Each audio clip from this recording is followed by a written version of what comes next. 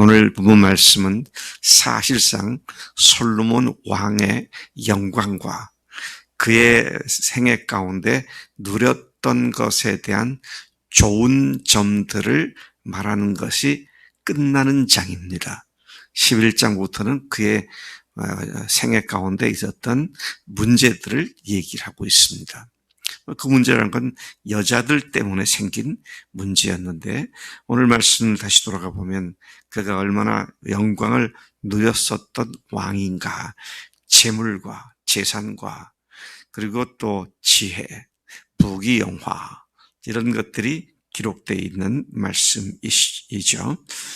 뿐만 아니라 그의 나라에 관한 소문을 듣고 주변국의 왕들이 찾아와서 그의 지혜를 보고 또 그의 재산과 부귀영화를 보고 그를 아련하고 또 많은 조공을 바치는 그런 일들이 있었다. 자, 이런 것이 오늘 본문에서 말씀하고 있는 내용입니다. 14절에서 17절까지 첫 번째 나오는 말씀 보면 솔로몬의 국세 또 관세 이런 세입금들 세금을 거둬들인 액수가 금으로 근데 그것들을 가지고 금으로 방패를 만들었다. 이런 얘기가 나오죠. 그 세입금은 666달란트였다. 여러분 120달란트를 가져온 히람이나 또는 스바 여왕이 갖고 온 것이 120달란트 하면 3톤이라고 그랬죠. 3톤, 4톤이라고 그랬죠. 근데 666달란트면 22톤에 해당하는 세입금이 그랬다는 것이죠. 좀 엄청난 양의 금이 이스라엘로 모여들었습니다. 이것들은 상인들과 무역하는 객상은 보따리 장사들이죠.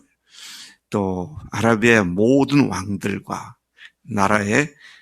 모든 나라의 고관들에게서 가져온 것이었다 그랬습니다. 솔로몬은 이 금을 쳐서 늘려서 큰 방패 200개를 만들었다. 각 방패는 금 600세겔로 만들어졌고 작은 방패는 300세겔로 그러니까 절반이죠. 그것의 절반 정도의 크기로 300개의 방패를 만들었다 그랬습니다. 300개가 아니라 300개가 되는데 무게는 금 3만회였다 그랬어요. 왕이 이것들을 레바논 나무 궁에 두었다. 그러니까 지금 500개죠. 큰 방패 200개와 작은 방패 300개 두 종류의 금 방패를 만들어서 그가 자기 나무 궁에 두었다 그랬습니다. 레바논 나무 궁이란 말은 백향목으로 지은 왕궁을 얘기하는 것이죠. 자기 궁에다가 이것들을 두었다. 나중에 이제 화근이 됩니다. 근데 어쨌든 이런 일이었고요. 그 다음에 18절부터 20절까지는 그가 앉아서 치리하던 보좌, 옥좌죠. 옥좌, 왕이 앉는 자리를 상아로 만들었다. 상아로 만들고 거기에 순금을 입혔다. 이런 내용입니다. 왕의 보좌는 상아 위에 정금을 입힌 큰 보좌를 만들었는데 어느 정도 규모냐면 그 보좌에 오르는 층계가 6계단이었다. 6계단을 올라가서 보좌에 앉을 수 있게 만들었고 또 그 보좌 뒤에 등받이 뒤에 위에 둥근 머리가 있었고 앉는 자리 양쪽에는 팔걸이가 있었다 그랬습니다. 팔걸이가 있었고 팔걸이 곁에 양쪽 곁에는 사자가 하나씩 서 있었는데 웅장하고 화려하고 참으로 거대한 보좌였다. 20절에 보면 12절에 보면 12절이 말하고 있는 걸 보면 죄송합니다. 네, 20절인 것 같으네요. 네. 그 6층에 좌우편에 사자가 있었는데 세상 어느 나라에도 이같이 만든 것이 없었다 그랬습니다. 우리나라 제가 그 창덕궁, 창경궁, 또 그다음에 덕수궁, 그다음에 또 경복궁 어렸을 때 갔을 때 용상이라고 그러잖아요. 용상. 왕이 앉던 임금이 앉았던 자리를 이렇게 보좌를 보게 되었을 때 굉장히 기대가 컸어요. 야, 이건 대단한 그런 모습이겠구나. 그랬더니 제가 상상한 것보다는 초라하더라고요. 상상한 것보다는. 물론 그걸 갖다 진품은 아니고 뭐 기록이나 그림에 있었던 걸 만들었겠지만 그래서 어쨌든 참 초라하구나 그런 생각을 했는데 이건 세상에 이런 보좌가 없었다. 그렇게 기록을 하고 있습니다. 21절, 22절에 보면 해상무역을 통한 수많은 진귀한 것들을, 진귀한 물품들을 들어오는 가운데 호사스러운 생활을 영위한 솔로몬의 모습을 기록해주고 있습니다. 솔로몬 왕이 마시는 그릇들을 비롯해서 왕궁인 레바논 나무궁의 모든 그릇들이 다 정금이었고 은으로 만든 기물은 없었더라 그랬습니다. 야, 모든 그릇들이 다 정금, 순금이었지 은으로 만든 것들은 없었다.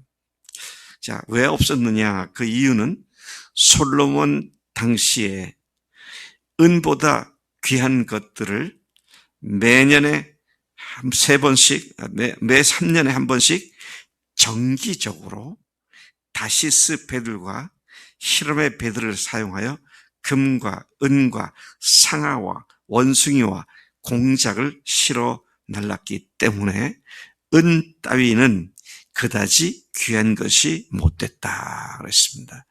뒤에 나오는 말씀에도 그렇고 역대하 9장 27절도 그렇고 똑같은 말씀이 나오는데 왕이 예루살렘에서 은을 돌같이 흔하게 하고 은을 돌같이 흔하게 했다. 백향목을 평지에 뽕나무같이 많게 했다.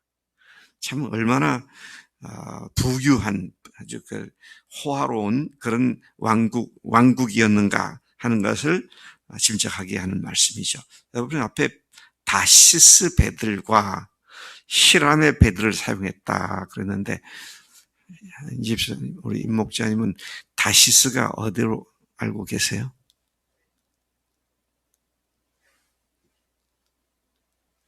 다시스가 요즘 말하면 스페인하고 아프리카, 모로코 그 사이에 좋은 해협이 있잖아요. 스페인 쪽에 있었던 항구가 다시스로 알려져 있어요. 그 말은 뭡니까? 지중해 전체 상권을 장악했던 다시스라는 나라. 거기에 배들을 하고, 그 다음에 솔로몬을 크게 도와주었던 히람, 두로의 왕, 히람이, 그는 또 여기 보면 홍해 일대에도 주름을 잡았던 것 같아요. 그래서 그 금, 은, 여기 특별히 보니까, 짐승이 나오지 않습니까? 공작도 나오고, 원숭이도 나오고, 공작이나 원숭이는 아프리카 쪽에서 온 것이겠죠. 진기, 명기를 다 갖다가 긁어 모으는 그런 나라였다. 이제 그런 내용들을 기록하고 있는 것이죠. 은이 얼마나 많았으면 돌같이 많았다. 그렇게 말을 할까 싶으네요. 26절부터 29절까지는 그가 각국으로부터 선물로 받거나 또는 그가 사들인 병거와 그것들을 가지고 병과 마병을 만들어서 군사력을 증강시킨 내용을 말해주고 있습니다. 그가 만든 군대에는 말이 이끄는 병거, 이 말이 이끄는 병거 하면 뭡니까? 이걸로 하면 전차입니다. 탱크예요, 탱크. 그냥 그 전차가 1,400대다. 기마병이 1,200대고요. 네. 기마병은 이제 말 타고 전쟁하는 군인들이죠. 12,000명에 달했다. 그것들을 솔로몬이 만든 각 곳에 있었던 병거성에도 두었고 예루살렘 왕실에도 두어서 소위 말하는 친위대의 막강한 군사력을 갖고 있었고 변방을 지키는 그런 군인들로 아주 막강한 군대를 만들었다. 그렇게 국력이 강해짐으로써 그의 통치 지역이 어디서부터 어디까지냐. 동쪽으로는 유프라테스 강. 유프라테스 강 하면은 어디입니까? 오늘날 이란, 이라크까지 이르는 지역이죠. 거기서부터 남쪽으로는 애굽 국경지대까지. 그러니까 애굽의 나일강까지라고 얘기를 한다면 중동을 다 제패하고 있었던 그런 것을 보게 되죠. 그래 그의 통치하에 솔로몬 왕이 예루살렘에 아까 말씀드린 대로 은을 돌같이 연하게 했고 백향목을 평지에 뽕나무같이 많게 했다는 말로 그 나라의 번영과 영광과 평안을 말해주고 있습니다. 참 중국 하면은 순임금, 요임금 그렇잖아요. 요순시대 그렇잖아요. 요임금과 순임금이 치국을 아주 평화롭게 했었던 왕으로 알려져 있는데 그것보다 더 뛰어나게 이제 솔로몬이 이렇게 했었다는 것을 보게 됩니다. 또 가만 보니까 또 솔로몬이 그 무역의 귀재였던 것 같아요. 애굽에서 들여온 병거, 그러니까 자체 제작을 한 것이 아니라 애굽에서 수입해온 병거는 한 대에 은 600세겔이다. 말은 한 필에 150세겔이다. 그러니까 말 4마리에 병거 한 대 꼴이죠. 요즘 말은 한 마리 얼마인지 모르겠어요. 제가 소는 어제 TV에 보니까 송아지가 한 마리에 4,500만 원 가더라고요. 제가 엊그제 300만 원으로 계산했는데 그냥 소는 웬만한 큰 성우는 한 1,000만 원 가는 것 같아요. 그러니까 소가 1,000만 원이라고 한다면 말은 더 비쌀까요? 계산하기 시간에 1,000만 원 하십시다. 그러면 병거는 4,000만 원이라는 얘기예요. 4배니까. 근데 그런 것들을 1,400대를 갖추었다. 자, 그 다음에 이것들을 또다시 만져가지고요. 자, 이게 참 무역의 귀재입니다. 이것들을 그가 손을 대서 만져서 부가가치를 높인 뒤에 이것들을 다시 햇사람의 모든 왕과 아람 왕들에게 그것들을 되팔았다. 참 대단한 인물입니다.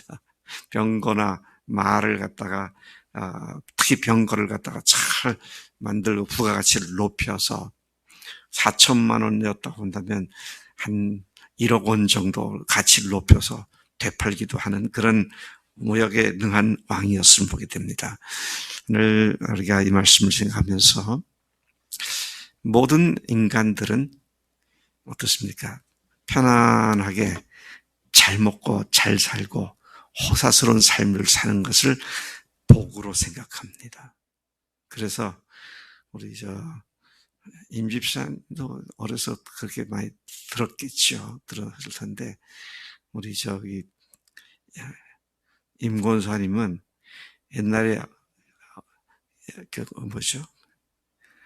동화를 많이 들으셨죠? 어렸을 때요. 근데 동화 끝에 보면 옛날 얘기 끝에 보면 이렇게 저렇게 이렇게 어름당하고 그러다가 끝에 가서는 그런데 잘 먹고 잘 살았대. 그러잖아요. 잘 먹고 잘 살았대. 항상 끝은 그렇습니다. 왜냐하면 잘 먹고 잘 사는 게 그게 행복인 줄 아니까. 근데 제가 요즘 참 입방정 맞은 소리인지 모르지만 우리나라가 잘 먹고 잘 살잖아요. 이런 나라 별로 없어요. 세계에 보니까요. 미국보다도 더 살아요. 더 잘 살아요. 네.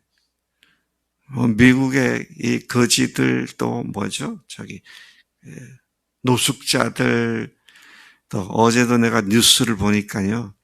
샌프란시스코 또 시애틀, LA 그런데 대형 마트가 있거든요. 타겟이라고 마트가 있어요. 거기에 떼강도들이 한 100여 명씩 달아들어가고 핸드폰이니 물건 다 훔쳐 유리창 다 깨고 무법천지더라고요. 우리나라는 그런 일은 없잖아 아직은. 야, 참 그걸 보면서 미국 정말 참 한심한 나라가 됐구나. 잘 먹고 잘 사는 것이 복이냐라고 할 때는 꼭 그렇지는 않다는 겁니다. 어려웠을 때도 주님 믿고 주님 섬기고 주님을 우선시하는 것 이것이 복이지. 왜? 영원한 삶이 보장되는 삶을 살게 되니까. 근데 저도 그렇고 우리 임권사님도 그렇고 우리 임집사님도 그렇고요. 앞으로 한 30년 더 사시겠어요? 저도 가만히 보니까 5년 더 살지 이제 10년 더 살지 20년 더 살지 누구도 보장할 수 없는 거잖아요. 근데 10년 20년이 될지 30년 될지인데 젊은 사람도 40년 될지 50년 될지 그게 거기에 따지고 보면 그러면 영원한 하늘나라에서 누리는 복을 위해서 오늘 여기서 살아야 되는데 그건 눈에 보이지 않는다고 안중에도 없고 그냥 지금 무슨 수를 쓰더라도 영끌이라 그러죠. 저는 영끌이 뭔지 몰랐어요. 아무것도 없는 사람들이 잔뜩 빚으로 끌어다가 써가지고 집 사고 그러면 최고다 생각을 하는 것 같은데 참 사람들이 하나님을 알지 않고 무시하고 세상 것을 추구하는 그래서 그 절정으로의 대명사가 솔로몬 왕 시대인데 근데 솔로몬이 죽자마자 나라는 두동강이 나잖아요. 솔로몬이 죽자마자 두동강이 나고 이렇게 호화스럽고 찬란했던 이것들이 불과 300~400년 후에는 완전히 돌 위에 돌 하나 남게 하고 초토가 되고 금들은 다 뺏겨버리고 또 그 나라 사람들은 포로가 돼가지고 이 먼 바벨론의 유배를 당하는 이런 것들을 위해서 불과 20~30년 누리기 위해서 솔로몬 재위 시간이 한 40여 년 됐다 그러면 20년 건축하고 왕궁하고 성전 건축하고 나머지 20년 또 각 곳에 또 건축했잖아요. 그러고는 죽었대 이런 얘기가 되어버리는데 참 우리가 진정한 가치 있는 삶이 뭐냐라고 할 때 잘 먹고 잘 사는 것이 아니라 하나님을 바로 섬기는 이 삶이야말로 영원한 삶이다. 솔로몬과 예수님을 비교해 보면 확연히 차이가 납니다. 솔로몬은 그의 당대에 누리다가 그 다음에 얼마 안 가서 깨져버렸죠. 나라가. 예수님은 오셔서 얼마나 고생하셨어요. 아까 상하 보좌에 금을 입힌 거기다 건져가지고 솔로몬이 큰 소리 쳤지만 예수님은 어디 소파 하나 없으셨잖아요. 근데 2000년이 지난 지금 저와 여러분들이 예수님을 하나님으로 알고 믿고 영원한 천국을 보장받은 복된 삶 가운데로 가고 있다. 그래서 제가 저 혼자 그냥 평안히 먹고 살면 지금이라도 그 살 수 있어요. 그렇게 살 수 있죠. 그런데 왜 이렇게 끝까지 주님 앞에서 애를 쓰고 있습니까? 우리들의 후손들이 또 뒤에 오는 우리 교회 다 믿는 사람들이 이 하나님 나라의 영광을 알고 그 영광을 누리며 세상 사람들에게 이 영광을 또 선포하고 전해주는 그래서 교회만 와 보면 여기 하나님 계신 것을 볼 수 있는 그런 교회를 이루기 위해서 우리에게 소망을 주셨기에 또 소명을 주셨기에 이렇게 하는 줄로 믿습니다. 하나님 아버지 감사합니다. 이 아침 솔로몬의 영화와 우리 주님의 고통스러운 짧은 생애를 제시해 보면서 우리가 마땅히 누구를 따라가야 되고 무엇을 목표로 해야 되고 무엇을 가장 가치 있고 소중한 삶으로 생각할지를 다시 일깨워 주시니 감사합니다. 하나님, 이 시간 간절히 원합니다. 너희는 먼저 그의 나라와 그의 의를 구하라 하셨는데 우리들의 생애가 이 기본 우선순위가 분명한 삶이 되게 하시고 오로지 주님만을 기쁘시고 영원롭게 하는 그런 삶이 되도록 인도해 주옵소서. 우리 교회를 나를 여기에 부르시고 세우신 이유를 우리 속에서 온전히 이루어 주실 줄로 믿습니다. 감사하고 예수님의 이름으로 기도를 쌉니다. 아멘.